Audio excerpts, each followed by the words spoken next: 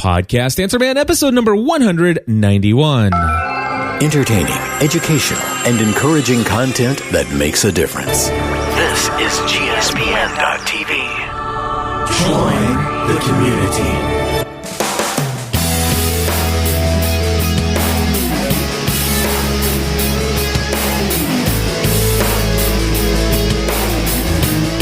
Hello, everybody, and welcome back to another episode of the Podcast Answer Man. My name is Cliff Ravenscraft, and this is the podcast that I come to you each week and answer all of your questions related to podcasting and new media.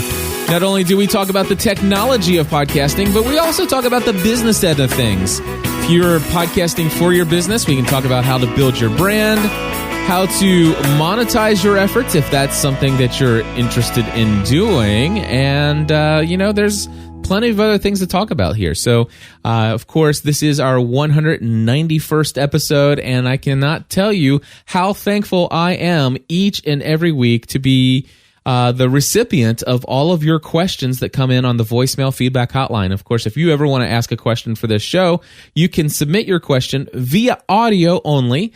You can do that by giving us a call at 859-795-4067. Again, the phone number 859-795-4067. And of course, if you're a podcaster, chances are you might already have a microphone and the ability to record your own audio in something better than an 8,000 hertz telephone sampling quality recording. And so if that's the case, why don't you just go ahead and record something and put it into an MP3 format? Try your best to... Now, I know I'm talking to podcasters here, right? But please do me a favor. If you can make it 2 minutes or less, preferably, that would be excellent. Okay? Just if you could do that for me, that would be great. You can send your audio attachment via an email to feedback@gspn.tv. Now, you know what's funny is I think last week I kind of ended the very last part of the show by saying, don't throw all your contact information in the front. And I just totally, did what I told somebody else not to do. But anyway, I do love getting your feedback. And if you want to send it in, that's great. If you want to email me personally, though, understand this feedback goes to a different place. Go to cliff@ravenscraft.org. Actually, cliff@podcastanswerman.com. Goes to the same place as the other one. So that's how you can get in touch with me. I'd love to work with you one-on-one if that's something you'd like to do. Anyway, got a great show today. We're going to talk about, we're going to sample somebody's recording, the first recording of a Heil PR40 that they just got. We're going to answer the question of why didn't I join a network for podcasting? How do you build relationships with your existing audience? And that's something I talk about quite often. And I've got a question about the launch. And I've only skimmed through that recording, so hopefully I'll be able to have a great understanding of the question and provide some answers to that for Gene. And of course, we have another question about podcast awards. Should we care about them, and how do we get them? So if any of that sounds interesting to you, then stick around for this entire episode. And who knows, at the end of these questions, I might even have something to say myself. I don't have anything written down yet, but who knows? You never know. And if none of that sounds interesting to you, then maybe tune in next week. I'll be back with more. Well, and by the way, and if you don't like those questions, then why not submit your own? The phone number was at the front of the show, and I'll also give it to you at the end as well. Hey, talking about that, I am going to go to my good friend, which, by the way, I haven't heard from my friend Lee Andrew in quite some time. So I was so excited to open up the voicemail feedback hotline email address where everything goes to and see that he actually emailed me an attachment of a recording. And my friends, listen to this. Hello, Cliff. It's Lee Andrew. I'm coming to you with my brand new Heil PR40 microphone that I got this morning. Original package, with a little case around it and the adapter that comes along. Yeah, you can actually screw onto a tripod or a boom arm. Anyway, I'm still going to have to save up for the shock mount and the boom arm, but right now I'm just happy that I can actually, use the microphone and finally get some more videos out with better quality.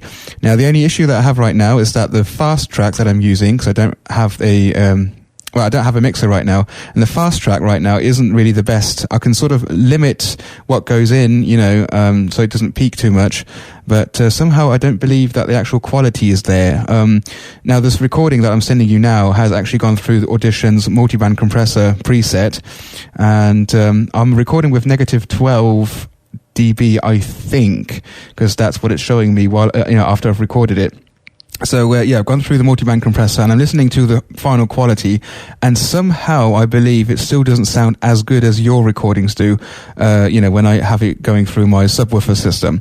Now, my studio headphones, it sounds fantastic. I mean, my recording sounds exactly like yours, like Leo Laporte's, and just whenever I put it over my my hi-fi system, my recording just doesn't sound anywhere near as good as yours or Leo's. Now, it might be also that you're using a separate compressor or something like that. I don't quite know. Maybe there's some things that I forgot, or some hints and tips you could maybe give me for enhancing my Adobe Audition settings, perhaps. But other than that, just very, very happy that I finally got it, and would like to get your feedback on this audio recording. So until then, Cliff, hope to see you soon. Take care. Well, Lee, like I said, very good to hear from you, my friend. And I want to say that for just getting the thing hooked up, pulled out of the box and trying to tweak some settings and stuff like that, it's sounding pretty good. Certainly sounds better than any kind of condenser microphone. There's no question about that. And again, folks, I want you to understand something. Cliff, and oh my gosh, Cliff's going to talk about himself in the third person. People hate that. But anyway, Cliff is never going to give you criticism unless you ask for it. All right, that's something. Unless you're Leo Laporte. But anyway, I apologize. So here's the deal, though. Lee, you asked me to evaluate. You asked me to listen to this, and so and by the way, he didn't ask me to do. I mean, this was actually just an email sent, but I did ask him since then. I said, "Do you mind if I give you the feedback on Podcast Answer Man?" He said he's cool with that. So here's my feedback. A little bit hot on the microphone. There are a couple points where your audio seemed to have peaked out or reached the limit of, you know enough about audio, but if you listen to it, there's a couple spots where you were right up on the microphone and it was just a little bit too hot. Now, one of the things that I do when I'm recording, first and foremost, I want to let you know, I am going straight from my microphone and then I go into the mixer. Now, I do bring my audio out of, using the insert cables in the back. I use an insert cable to bring the audio out of the mixer, and then I bring it through my compressor limiter gate, and then I bring it back into the mixing board, and then it goes straight into the digital audio recorder. Now, yes, I am doing a little bit of compression, and I am certainly doing limiting on my audio. So that my audio doesn't peak if I get really loud. So it kind of just stays there, and I don't have to worry about adjusting audio up and down when I get excited, because I get excited a lot. And of course, I do love the fact that I have a gate and all that, so I do use it. But what I'm going to do is I'm going to reach back here and I'm going to unplug this thing. And so this is what it sounds like when I don't have the compressor limiter gate plugged in. Now, to be honest with you, it's been a very long time since I have done this. Now, if I listen closely, I've got the mic gained up quite a bit. I can kind of hear some background noise. I can hear myself breathing, in between my thoughts. And so, it's a little bit different. I mean, obviously I don't have that big boomy radio. Well, I can still do the big radio voice and do things, but the compressor does some of that stuff for me. So this is what it sounds like. Now, here's the thing. The folks who are listening to this live, the folks who are listening to this live right now, they are able to tell a drastic difference between this right here without the compressor limiter gate, and now they can tell the difference that my voice sounds fuller bodied and stuff like that. Now, I'm not quite sure how that's going to sound in the recording, because to be honest with you, I'm going to do the entire multi-band compressor over this entire file, and you may be able to tell a difference between what I was just doing and what you're hearing right now. But when I send this over to my assistant, she's actually going to process this file through Adobe Audition, and the whole thing is going to have this big, huge compression done on it. So we'll have to see. Matter of fact, I'll have to remember to go in and check in after Amy processes this for me. I'll go about 9 minutes into the show and can kind of see how that sounds. Now, here's the deal. I don't think you need a compressor limiter gate, especially I think you said you do use Adobe Audition, and I'm pretty sure you do. And so you have the multi-band compressor. That you do not need that piece of equipment in the chain unless you want the effects of the gate and the limiter. But really, I think honestly what you could do is two things. Now, and I believe you might be recording into a digital audio recorder. If you are, number one, I never allow my voice to get above -6 dB. All right, so that's number one. I don't try to get my audio all the way up to the P, to the limit that it can go. I always try to hit somewhere between 12 and 6 -12 and -6 decibels on my Edirol display. And so that way, when the multi-band compressor does do some compression, which one of the things it's going to do is also boost the audio, it's not going to boost it above the peak line. And of course, I do. Stephanie's got me thinking about that every time you say do, because that was something in an episode of Friends. And if you ever watched Friends, you know what I'm talking about. But anyway, or at least that episode of Friends, which happens to be the only episode of Friends I ever watched. Anyway, back to the show here. Squirrel! And that's, of course, a reference to the movie Up by Pixar. Yeah. So the other thing is that it seemed to me like your bass was awful high. And I'm not sure if you're on your mixer settings. What I would do is maybe tweak and by the way, on my mixer, there's a high, mid, and low EQ. And so here's my low on my mixer is turned up to 3 o'clock. That's where I keep mine. But what I would do, and see, this is me turning the low all the way down, and this is right here me turning the low all the way up as high as it will go. And of course, I don't want to do that, so I'm going to turn that back to right around 3 o'clock. My suggestion is first, try turning off the, excuse me, try turning off the, or turning down the low on the mixer. And the other one is if you happen to be using my secret soft inside of Adobe Audition, when you go into the multi-band compressor under the broadcast settings on band 1, the output gain, if it's at 2, try turning it down to 1 and see if that doesn't help you out. Hopefully these things will help you out. So but anyway, I'm very excited for you. I know that you just got the Heil out and have been playing around with it. There's no doubt in my mind. It'll take you a little bit to get it tweaked exactly the way you want to hear it. Couple recordings. I'd say by the time you play around with it with 5 or 6 sample recordings and you adjust a couple things, you're going to get it just right. And I will tell you, Father Roderick, which by the way, I'm recording this show at the same time that I would normally do Balanced Living Weekly with Father Roderick, but he's not feeling well, and so I'm doing this show here. And I say that for the benefit of the chat room that's listening live. And I also say it to you guys to say Father Roderick is a good friend of mine. He and I do a podcast together called Balanced Living Weekly. And also he's been around, and he was one of my greatest sources of inspiration back when I first got started. Check out sqpn.com whenever you get a chance and see some of the shows that are over there. Anyway, he had been using a condenser microphone forever, and when he was visiting here in the States, I guess it was last year sometime, he ordered a Heil PR40 from me, and I shipped that out to him to where he was staying, and he took it back, and it took him probably about a week and a half, 2 weeks before he finally got it the way that it sounds good. And today his shows sound amazing, and he has the Heil PR40 sound, and it is very good. All right, so next up, we're going to turn over to Kim, and Kim's going to ask something about why I didn't join a network. Let's see.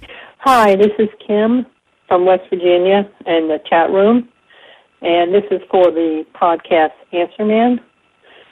Cliff, I was wondering why when you started podcasting, you didn't join a podcast network such as Blueberry or any kind of pod group. Was it a decision you thought about, or you just went solo and never joined one? I'm just curious on what your reason behind not joining one was, if you did have a reason. Anyway, if you've already talked about this in a previous podcast, just direct me to it, and I hope you have a good day. Thank you. Kim, thank you very much for the question, and it is a great question, and one I'm happy to share with you. Back in the old days of when I was just podcasting as a hobby, I was doing the Lost podcast. You can check it out at lostpodcast.com regarding the TV show Lost. That's how I got my start in podcasting. And I was approached by Adam Curry over at what was then podshow.com. And today they're called Mevio, MEVIO.com. Anyway, I was approached by Adam Curry, and he says, "Hey, I would love to bring you on as one of our premier network shows. I love what you and Stephanie are doing with the Lost podcast, and I know you guys got a huge audience, and by golly, we can monetize this thing. We can get advertisers in there, and we'd love to bring you on board." And at that time, they were helping people, and they were, helping people in a big way. I know Callie Lewis was able to quit. Callie and her husband at the time, Neil, was able to quit their jobs and do podcasting full time with geekbrief.tv, and a couple other people were doing really well over there. And they sent me the contract to look over, and I got the contract, and I did sign a non-disclosure that I wouldn't share the contract or what the contract said, but I will just share with you this: I didn't like what the contract said. So because I did agree to them that I would keep that information confidential, I'll just share that I didn't like what the contract said. Now, I think that had I really wanted to join their network, I could have probably made revisions to what that contract said and suggested, hey, if you make these revisions, I can, I'd love to, pursue this further. But I at that point, I just decided not to. For me, the main benefit of being with the network over there at Pod Show at the time would have been, just some advertising income. And, I don't know. It just wasn't something that was appealing to me. Again, I was podcasting as a hobby at the time, so I wasn't interested in the income from it. I was making good money as an insurance agent, and so I didn't need the money. And it just wasn't something that I was interested in. So when I saw the contract, I wanted to make sure that I remained independent. I definitely came around and said, you know what, this is my show. I never want anybody to be put in the front. I never wanted, and another thing I didn't want is some of the advertisers they had at the time were advertisers that I didn't care for. A matter of fact, right after I had turned it down, I think about 2 months later, they started doing an entire ad campaign in such that, if they didn't have a sponsor for your show at that moment in time, they would actually put in this thing that says, help our show suck less. And it was called the Suck Less campaign. And it's like, there's no way I'd want any of that stuff in my show. And of course I wasn't able to turn down, certain advertisers at will, and of course I'm sure I could have. I'm sure they would have made concessions, but I didn't want to have to go through that hassle. I always want to be in control of what content goes in my show or what doesn't go in my show, and I don't want anybody at all to tell me what I can or cannot do when it comes to my podcasts. And so I didn't sign up with them. Now, when I decided to go into podcasting full-time as my career in September of 2007, I made that decision. I gave myself 90 days to figure out how to get my business set up. And on January 1st, 2008, I started this career full-time doing podcasting and new media. And at that time, I decided that I was going to make all my income from podcast consulting. That's where I was going to make my income. Now, I had all these shows that I was doing, but at the time, it was just like, what? I just do these shows because I love them. And it's like, somebody said, find something you love to do so much that you'd be willing to do it all day long for free, and then become so excellent at doing that, and people would be willing to pay you to do it. And so I followed that principle, but I wanted to create content for free and make it available for free to the world. And I said, you know what, if I make some money on my content, that's great. Matter of fact, it would be nice because, it takes a lot of time to produce these few shows that I produce each week. And I went to a conference. It was PodCamp Boston 2. And there I was approached by a gentleman who happened to be the vice president of marketing for a particular podcast network called Podango. Now, here's the thing. I want you to do this sometime, whenever you get a chance. Go type in podango.com. All right. And that is PODANGO.com. Podango.com. .com. And I'll tell you what, you could probably just walk away from your computer for 5 or 6 minutes or however long it takes before your browser will give up and time out and say, oh, sorry, we couldn't find anything there. Well, that's because Podango went bankrupt a couple years ago. And I was just about to sign with them. Matter of fact, their contract, they had actually even adjusted their contract for me. They adjusted, they had, anybody could have joined Podango, but they actually offered me one of these, top tier network, that I would have been one of the top tier, providers on their network. And I think it was something where we had negotiated where I would get 70% income. They would only keep 30%. And so things were looking pretty good. We cleared out a lot of the wording in there. And then right before I was getting ready to sign with them, there was one conversation I had with Doug, who was the vice president. And he says, one thing I would like to talk to you about is, you've got all these different shows. And I think at the time I probably had, 5 or 6 shows. And he says, have you ever considered, putting some of those shows, off for a while and focusing just on one show and building the one show?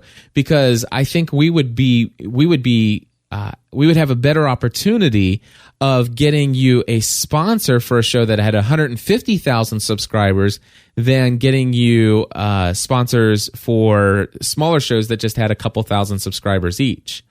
And that threw major red flags into my to me. And it basically made me think, it's like, wait a second. So basically they're saying, unless I have an audience of 150,000, they're really not even going to pursue sponsors for my show. And if I bring a sponsor, then there was a whole different, percentage, but still they were going to get a percentage if I actually brought a sponsor myself. So I didn't have any confidence at that point that they were going to be willing to try to get me a sponsor unless I had a very large audience, and we're talking about tens of thousands. And if I had anything smaller than that, then I would probably be the one finding the sponsors, and I have to share my commission, the commission on that with them. And it's like, no, I'm done. I don't want you to tell me that I need to focus on one show more than another. I don't want your input on that at all. I just want to create content, and if you can find me sponsors, that's what I was looking for. It doesn't appear to me like you're going to be able to do that. All right. And so I actually backed out at the very last minute. I actually had the signed contracts that were in an envelope. They were actually sealed, and I was about ready to put it in the mail. We had that conversation, and I pulled it out. I tore it up, and I called him and let him know. And that's why I didn't do it. Now, I'm thankful that I didn't do it because, it was, I think, about 8 or 9 months later, they went bankrupt. And so, I'm very thankful that I didn't do that. Now, why am I not with Blueberry? Well, at this point, I had decided I want to focus on my content, and I found that my business, while I was focusing so much on building my podcast consulting business, I was not producing as much content as I used to, and I hated that. It's like, well, wait a second, I wanted to go into podcasting full time so I could spend more time producing content, and now I'm producing just as much as before, and I'm doing all this consulting work, which I love. I love doing consulting work more than I do insurance, but still I'm not producing the content as much. And so I was sharing this on a show that I do called Pursuing a Balanced Life over at pursuingabalancedlife.com. And my audience says, Cliff, why don't you consider charging for your content? And so I started thinking about that. And I was like, you know what? I wonder if anybody would be interested. And so I kind of threw the idea out there, and about 40 or 50 people said, yeah, I'd pay you. And then I heard about this guy named Dan Klass, who talked about the fact that he did this show called The Bitterest Pill. And he has one single podcast. And what he did was he says, listen, I'm going to start only producing one episode a month for free. But for $2 a month, you get an episode every week, just like normal.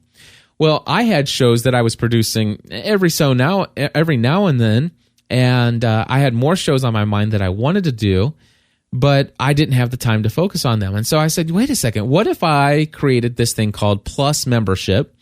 And for $10 a month, you become a Plus member, and I'm going to make a lot of my content for free. There's some of my shows will always remain free, and other shows will, you'll get one episode a month guaranteed for free. And then if, there'll be a weekly show done and you'll have access to all of them. But for $10 a month, you get access to every episode of every show I produce.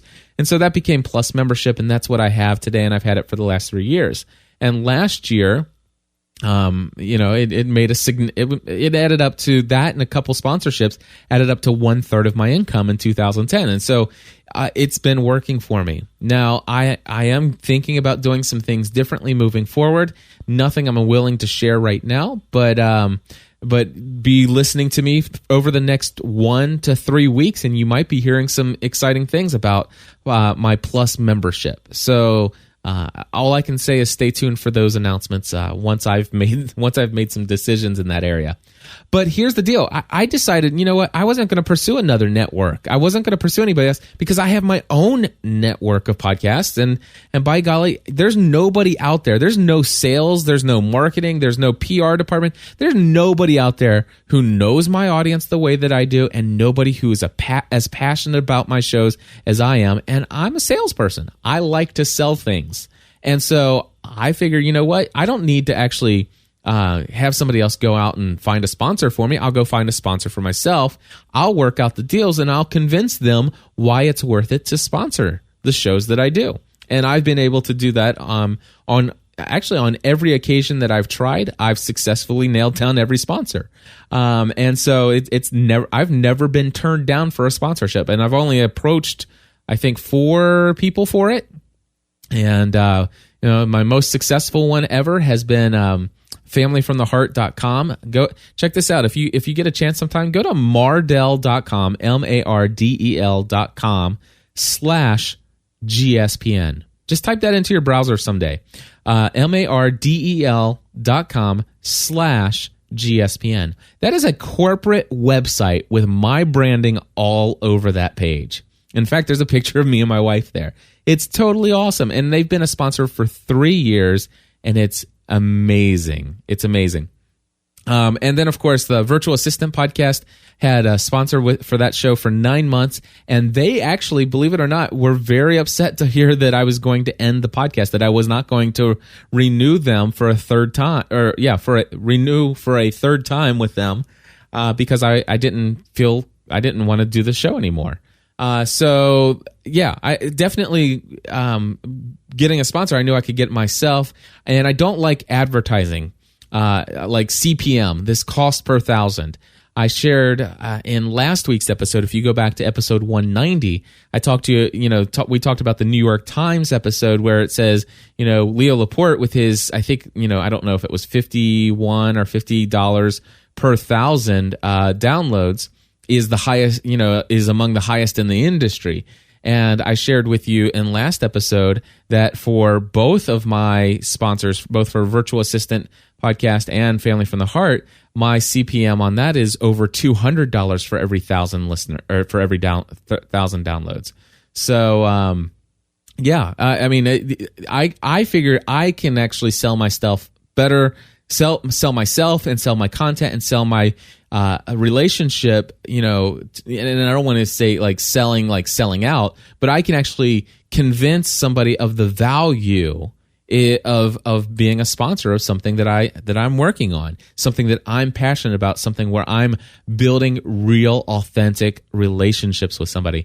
And so that's why I never decided to sign up for a network. Number one, the biggest benefit of a network is, sometimes the CPM, they'll give you a certain amount of money per 1,000 downloads. And the other one is that, you get a little cross promotion or something like that. I built my own network.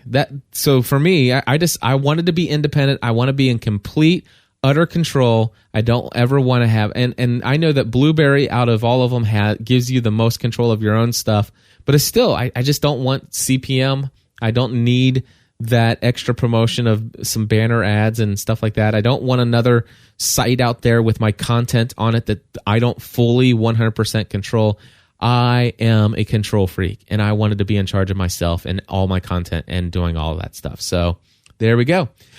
Alrighty, and speaking about relationships with your audience, that's where we're going to turn to Chris. Chris, take it away. Hey, this is Chris from Obsessive Comics Disorder, calling with a question for the podcast Answer Man. Recently, I've been trying to take your advice and not focus so much on the quantity of the listeners I have, but focus on the quality of my connections to those listeners. Lately, however, I've been having a hard time getting my listeners to respond back. I make sure to tell them all the various places they can talk to me. I even have a section of my show dedicated to answering questions people have about comic books, as it's a hobby that can confuse people when they first start. When I do happen to get a question, I even make sure to email the person back after a few weeks to see if I've answered their question. Lastly, I've even done a couple of live shows in the hope of getting some listener feedback that way. So what would you recommend, and what other suggestions would you have to entice listeners to interact? Thanks, and I love your show. Bye. All right, Chris, thank you so much. What a valuable question, especially as much as I believe in building a relationship with your audience, your existing audience, and the idea of focusing, oftentimes, one of the most common questions that I used to get, and I don't get it as much anymore because I think people listen to my podcast before they ask me questions, and so they know this about me, but a question that used to come in every single time I talked with somebody was, how do I grow my audience? I only have X number of listeners. And that just bugs me. And I don't care if X number of listeners is 40 people. Gosh, you got 40 people listening to you every week. You know what? That's still, that's more than most pastors in the United States have as far as congregants that listen to their sermons that they spend hours and hours and hours on every week on their Sunday sermons. So if you've got 40 people listening to you every week, that's awesome stuff. That's awesome. And in fact, if you can build a relationship with those 40 people, look out. Some amazing things can happen. And I really believe if you build a relationship with those individuals who are listening to your show, who are passionate about your topic, then the word of mouth will start happening.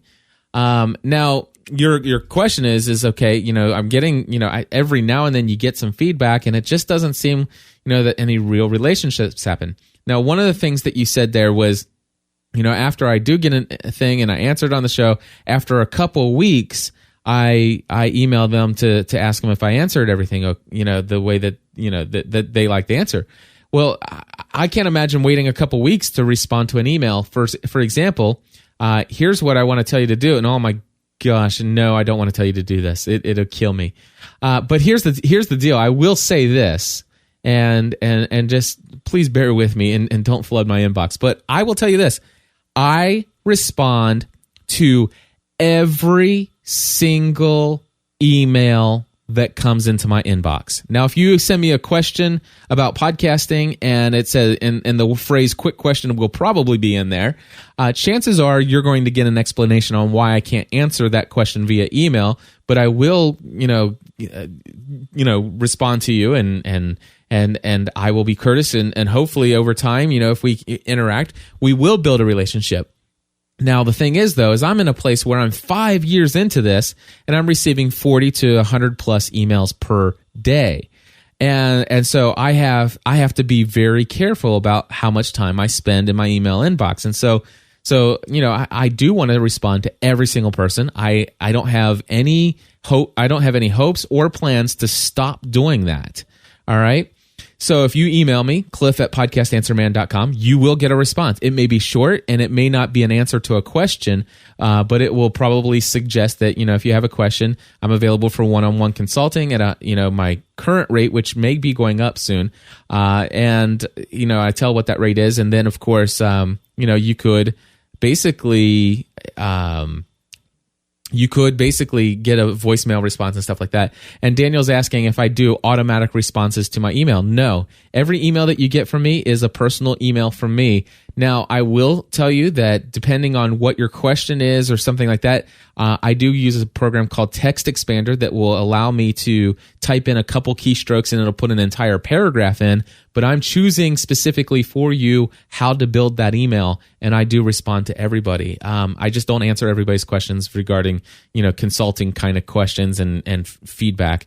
And by the way, it went terribly bad for me. I shared, if you go back to episode number 190 of Podcast Answer Man, listen to the last 45 seconds as the music was ending last week, and I shared with you how horrible it went. When I shared with somebody, I spent 20 minutes listening to about 2 minutes of audio from somebody's podcast, and he asked me for some honest feedback. I gave him some honest feedback, and he got upset that I only listened to 2 minutes of his show. And I'm like, seriously? And the information that I gave him was extremely valuable, and people have actually paid me $300 to evaluate their entire episode by just listening to one or two of their episodes, and they pay me $300 to give them a 100-point evaluation of their podcast.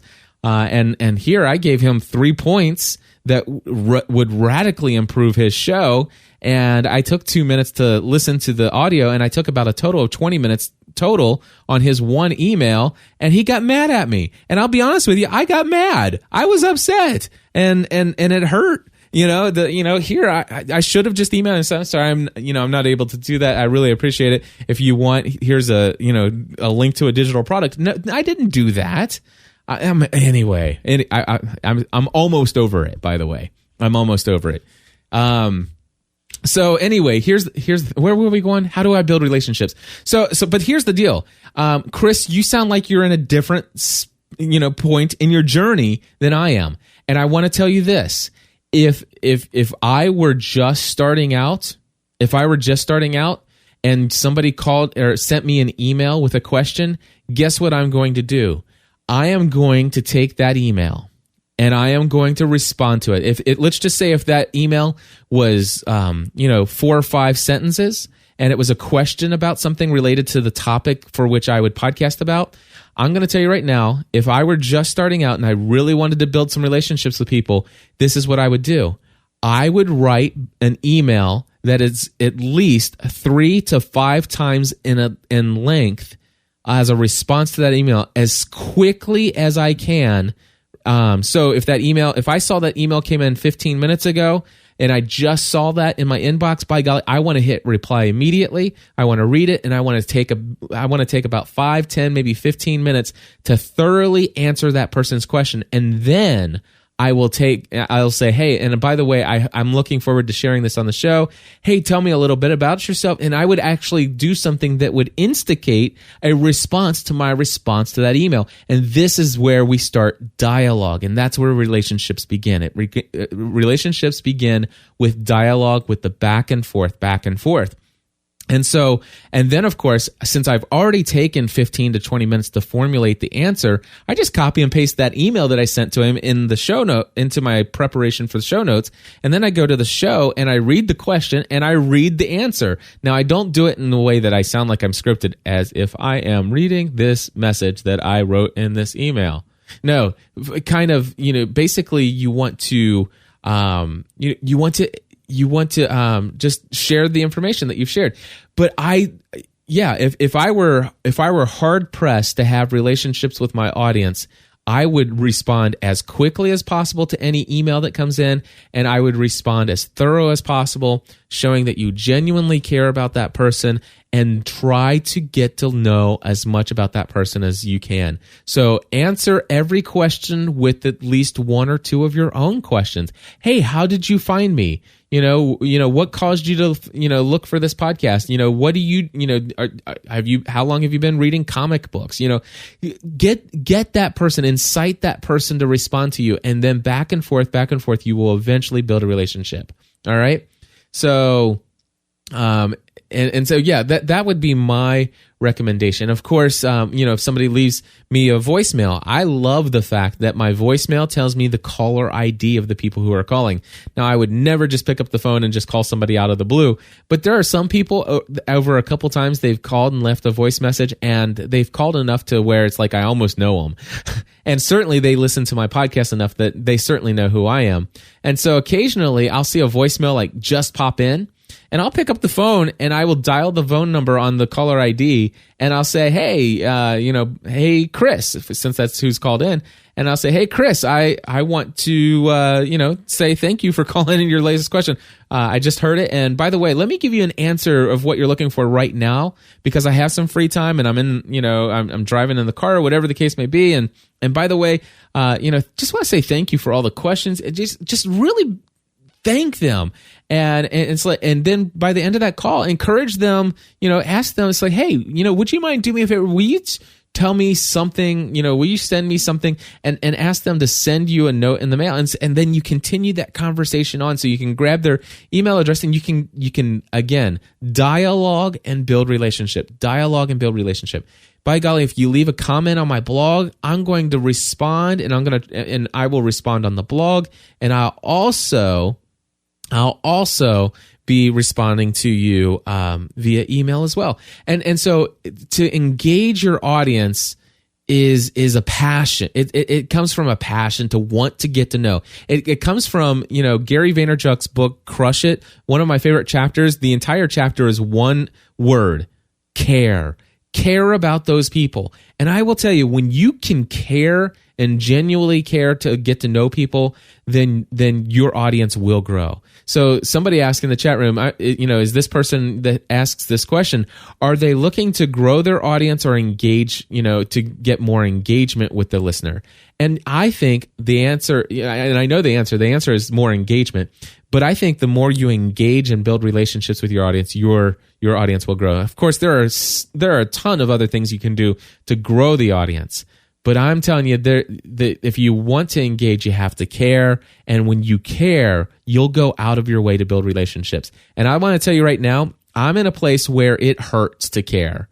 I am. It literally pains me to respond to an email that somebody writes me when it's 2 or 3 paragraphs in length, and I respond with 4 or 5 sentences. It pains me to do that because I do care. It pains me when somebody says, oh, I'm sorry, I can't afford your hourly rate. It pains me when somebody says, I can't even afford, your digital product that's, 1/3 the cost of your consulting. And it pains me when I say, I'm sorry, the only thing I can say is maybe, listen to this podcast episode or call me on the voicemail feedback hotline, and I'll try to get it into a show within the next 3 or 4 weeks. But I can't make any promises. It pains me to do that because I care. And I really wish I could spend, it sounds crazy, but I care enough. I wish I could spend all day long, every day, answering 200 to 300 emails a day, where every email I could spend, 45 minutes answering. I would love that, but it's not possible. It's not possible. So, just warning, if you do start caring, just know it becomes painful when it's not scalable.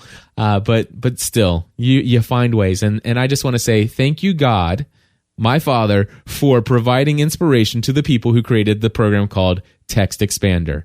It is awesome. And thank you for my Mac too, by the way. And thank you for my audience. And thank you, Chris, for calling in the question. So next I'm going to pull up Gene, who has a question about the launch, and I'm not quite sure what he's asking, so let's see what this says.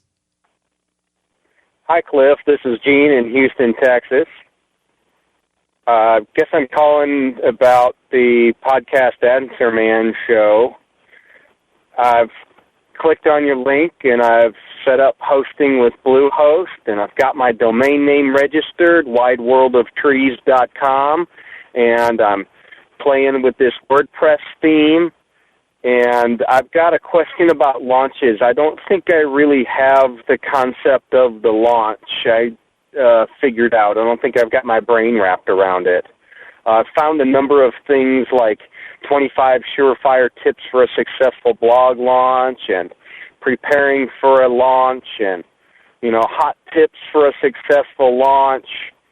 I'm not really finding anything for the mechanics of a launch. Like, for example, I've got all these plugins and widgets and buttons and like this and Facebook this and Twit this and FeedBurner this and sign up here for an email subscription, and it's all sitting there, and I've got like 90 blog postings just ready to go, But when I click on it, it's just there. It's my website. So should I put up something like under construction? I downloaded a theme that says stay tuned and click here to get email updates about the upcoming release. But I'm afraid that if I activate that theme, then all those widgets and customizations that I did on my website are going to go away. So how do I blank out my website blog while I'm, putting the final touches on it? And, how long should I wait? I'm almost there. And some basic questions like that. I was scrolling through the archives, and maybe I just missed it, and you probably covered this in another podcast. Anyway, love the show. It's great. You and Andy Traub are really useful and helpful. Thank you very much. And a Happy New Year in advance. Today is December 30th. Bye. All right, Gene, thank you very much for your submitted question on the voicemail feedback hotline at 859-795-4067. And by the way, I just want to say, if you customize you fully customize and deck out your theme for your WordPress installation, and then after you've finished working on it for a couple hours and you want to switch over to that under construction theme, coming soon, blah, blah, blah, you just go into WordPress under themes and you hit, activate the other theme, and all that customization that you did will still be kept and secured under your theme that is your actual theme.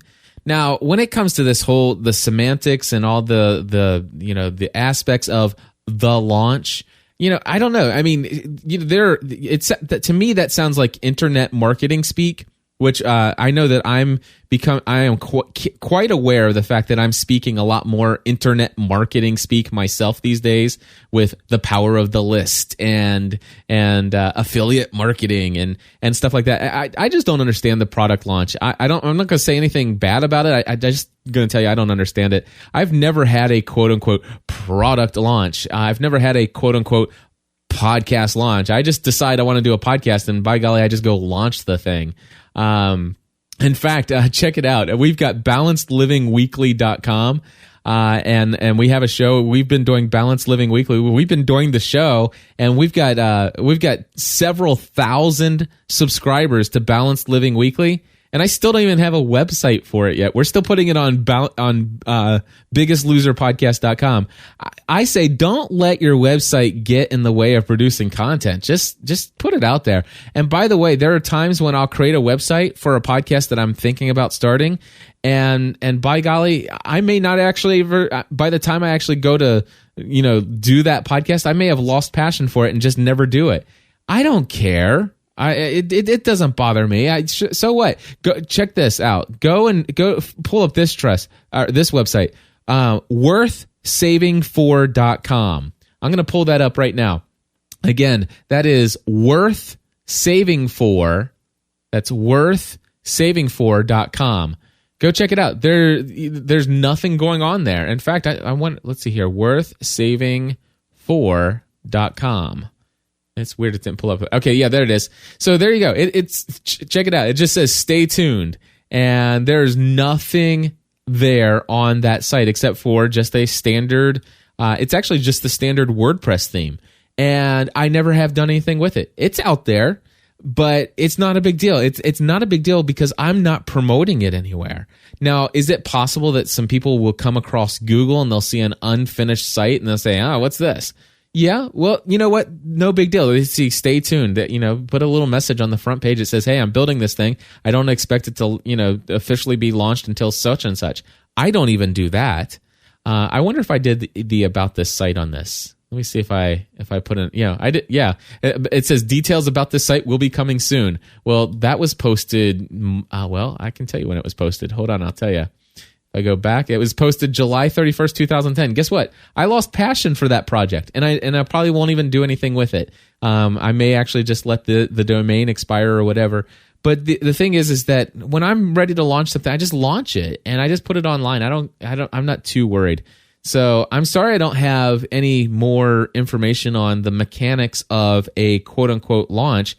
I just say get your website up and put some content on it, even if it's just a welcome page, even if it's just a little explanation of what you're doing and how you're planning it. And at the very least, if you are passionate about it and you are working on it, why not just create a blog category on your WordPress site and let that be the front page of your site? And every day that you work on something, actually say, hey, today, this is what I accomplished on this site. I'm building this. I'm doing this. I researched this. I read this book, and just chronicle or journal your entry of creating this brand that you're working on. Why not let people see it as you're building it? I mean, that's one thing I could do. I can tell you right now, when I started podcastanswerman.com in December of 2006, my site looked like crud. It was a horrible looking site. It was pitiful. And my audio quality was just okay. And to be honest with you, it's like, I was just starting things out. It's like, hey, I'm going to do this. I sound a lot better today than I did then. But you know what? I still got out there. I just created something and I didn't care. And you know what? There's old content out there that to be honest with you, is a little embarrassing and blah, blah, blah. I don't take it out. It's still there. Just leave it. Let people see your progress. Let people see you grow. Just put your site online. I wouldn't worry about activating another theme unless you really have some kind of thing that you have to hide. And if you're afraid that somebody's going to steal your idea, I have other thoughts on that as well. But I'll leave those kind of thoughts to my friend Dan Miller, and who says, people, ideas aren't worth anything. It's only the action you put behind them. And anyway, that's for a whole nother podcast if I disagree, or if I decide to do my other podcast. But Gene, I don't really have any advice for you on a launch other than just create something. Create a website, start building it, let the world see it as it's being built if they happen to come across it. But chances are you're going to get very little to next to no traffic if you're a brand new site, and you really won't get anything until you start doing things to actively promote it. That's my own personal opinion. There's probably a ton of people out there who completely disagree with me, but those are my initial thoughts just based upon what I heard in your voicemail. All right, moving along, I'm going to move over to Daniel. Now, Daniel had I think a poor connection, and some of the audio kind of drops out there. But the good news is that I love it. Randy's in the chat room, and I completely agree exactly what he says. Here's the mechanics of your launch in 2 easy steps. Number 1, create a product. Number 2, launch. That's exactly it. And the thing is that I think what people are getting hung up on is that they feel like their website has to be perfect or their product has to be perfect. I'm going to tell you right now, one of my most successful products, if you go to podcastanswerman.com/products, one of my most successful products that I have is called WordPress for Podcasters. It is a great product, and it's worth every single penny you'll pay for it, and it will help you shave weeks or months off of your learning curve of podcasting. Guaranteed. I guarantee you that. But here's the deal. Some things have changed since then. And I'm looking forward to hopefully spending some time tomorrow to re-record some new content for that and to update it. And it's going to look a lot better. But you know what? I'm not going to let the fact that old stuff isn't the best. I'm not going to take it offline. It's online. People still buy it and they still love it. The only thing is guess what? If you've bought that product and once I finish the new and approved, the highly revised, and this is the latest and greatest in ease of use of how to do things today based upon these new things I've learned, guess what? You bought that one in the past, you're going to get the updates, the updated information for free. Because that's how I am. You get to see it. Anyway, I love that. Randy, thanks. Easy steps. Create a product, launch. All right, moving along. Here's Daniel's question. Go ahead. Hi, Cliff. This is Daniel from Chicago, and I'm leaving you some feedback for Podcast Answer Man. I have a question about podcasting awards and them. I've had a podcast for coming up on January 7th will be the 1 year anniversary of the Special Chronicles podcast. So I was just wondering about since it's the beginning of 2011 how we can sign up for awards and how that works. one last thing, it was great to meet you at the Catholic New Media Celebration in Boston, and both at the meet and greet and at the celebration, and as well as at Catholic TV on the Sunday. So look forward to hearing you also, and take care and God bless. Bye. All right, Daniel, thank you so much for calling in. And by the way, Daniel's in my chat room here today. And folks, you can check out his podcast at specialchronicles.com. If I'm not mistaken, I believe that's actually the second time Daniel's called into Podcast Answer Man, if not the third. So I want to say thank you for that, Daniel. And so his question there, and I know his audio dropped out just a little bit, but his question is, podcast awards, should we care about them? And if we do, how do we get a podcast award? How do we go about getting one of these things?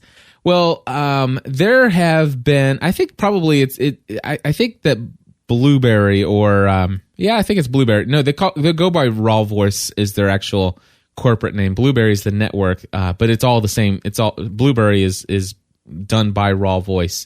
Anyway, whatever the case, Todd Cochran would be able to tell you because he's the guy behind it all and stuff like that. But here's the deal. Let's see here. What was I saying? I got distracted by the chat room. I'm doing this thing live today, so bear with me. So podcast awards. There we go. Todd Cochran. So these podcast awards have been around for the last, 5 years or so. And I'll tell you, as far as I'm concerned, I used to be really concerned about them because I had a sizable enough audience that I could actually get into the runnings if I really decided to. But here's my thoughts on podcast awards. And then I might get myself in trouble with some friends, but I really don't care about them anymore. I don't. I really don't care about podcast awards. Back in the day when there was the new media there was the podcast and it was the Podcast Expo, and then it became the Podcast and New Media Expo, and then they stopped doing that and they sold everything off to Blog World. And I'll tell you what, I think that when Podcast Expo first got started and they were doing the Podcast Awards at Podcast Expo and people were actually showing up at Podcast Expo, I could see myself really, feeling great about getting an award and being in front of all my peers and all of this other stuff and stuff. And the community was in a place where, we knew everybody.